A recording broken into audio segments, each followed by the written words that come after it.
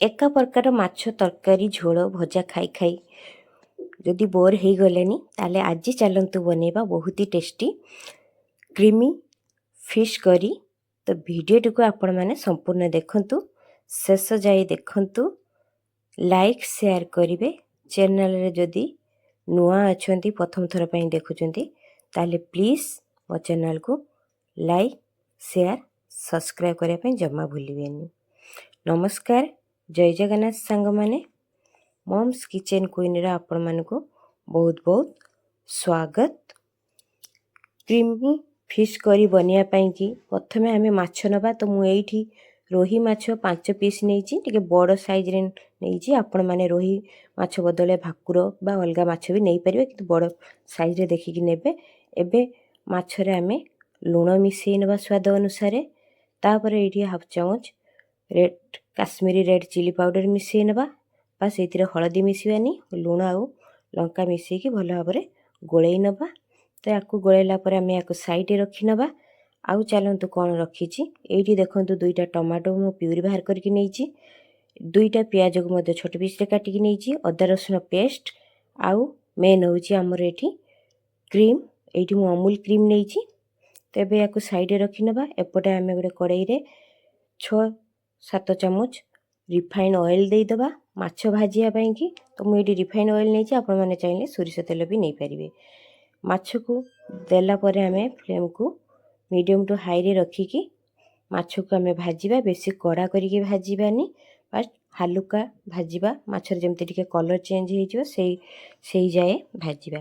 बेसी कड़ा करिके भाजिले रेसिपी रे माछ तरकारी हमर भलो लागिबोनी। तो एठी हमर दुई पट मु देखंतु हालुका मु भाजी नेली। एबे माछ हमें बाहर करि नबा। तो एठी मु माछ सब गुडी बाहर कर नेइची। एबे साइड रे रखि नबा। आ माछ भाजिला परे जोरा हमर तेल बळी जाईची, सेई तेल रे हमें 3टा सुखिला लंका को दबा, गोटे छोट चम्मच गोटा जीरा। ए सब टिके भजा हला परे हमें जो प्याज हमें रखिचु काटिकी ताकू एथिरे दबा। प्याज को हमें सॉफ्ट करिया पई कि एथिरे स्वाद अनुसार लूण मिसैबा। तो एठी मु स्वाद अनुसार हाफ चम्मच लूण मिसै नेली। प्याज को बेसी हमें गोल्डन ब्राउन करिके भाजिबानी, टिके कम गोल्डन ब्राउन करिके भाजिबा।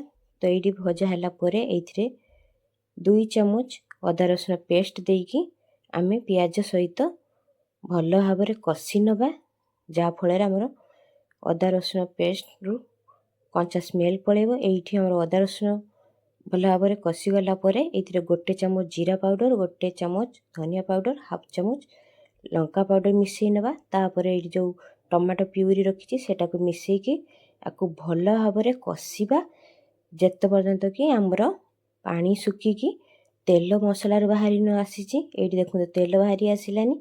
तापरे हमें एथिरे 5 रु 6 चम्मच क्रीम मिसई नबा। मु एठी क्रीम मिसौची, आपण मानको पाखरे जदि क्रीम नथिबो ताले आपण माने क्षीर रे मलाई मध्य ग्राइंड करिके नै परिबे। तो एठी देला परे 6 रु 7 सेकेंड गोळेई नेली। तापरे एथिरे 1.5 कप भले पानी हमर एठी मिसैबा। आ 1-2 मिनिट पई कि आकू फुटै नबा। तो एठी हमर फुटी गलानी। तापरे हमें जो माछ रखीचे ताकू एथिरे देकी आ 1 मिनिट पई कि हमें फ्लेम को मीडियम टू हाई रे रखी कि भल भाबरे हवा पई दबा। तो एठी देखंतु हमर हेई गला। एथिरे लास्ट रे हमें गरम मसाला पाउडर हाफ चम्मच मिसई नबा। बस एठी देला परे टिके एपट सेपट करि नबा। एबे फ्लेम को ऑफ करि नबा। तो एठी देखंतु हमर रेडी हेई गला क्रीमी फिश करी। तो आकु आपण माने भात सहित खांतु, रुटी सहित खांतु, परोटा सहित खांतु, बहुत ही बढ़िया लागिवो। तो ये रेसिपीटी आपण मानको केमती लागिला कमेंट माध्यम रे निश्चय जणेबे। जदि भल लागि थाए ताले प्लीज मो चैनल को लाइक शेयर सब्सक्राइब करिया पई जम्मा भूलिबेनी। सब्सक्राइब करिवे। पुणी देखा हबा आ नुआ वीडियो। सेते बंद रहूची। जय जगन्नाथ।